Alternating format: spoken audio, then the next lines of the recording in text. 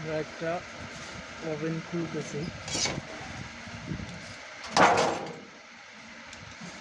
এই ওভেনটার কি সমস্যা এটা দেখবো। এটা পাওয়ার আসে না।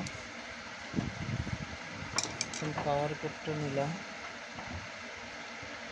এই যে এটা একটা মাথা, বাতিটা জ্বলতেছে, এটা ঠিক আছে। পাওয়ার এই যে আরেকটা,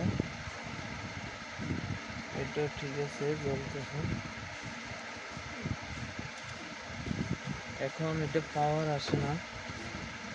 ফিউজটা চেক করলাম, দেখুন আমাদের এই ফিউজটা কেটে গেছে। পাওয়ার সেকশনে সমস্যা। এখন দেখবো আর কোনো সমস্যা আছে কিনা, কি কারণে ফিউজটা কেটে গেল। আশা করি আর কোনো সমস্যা নাই। তারপরও ক্যাপাসিটার চেক করব, এগুলো যদি সমস্যা থাকে তাহলে চেঞ্জ করে দিব, যদি না থাকে তাহলে ফিউজটা লাগালেই হয়ে যাবে।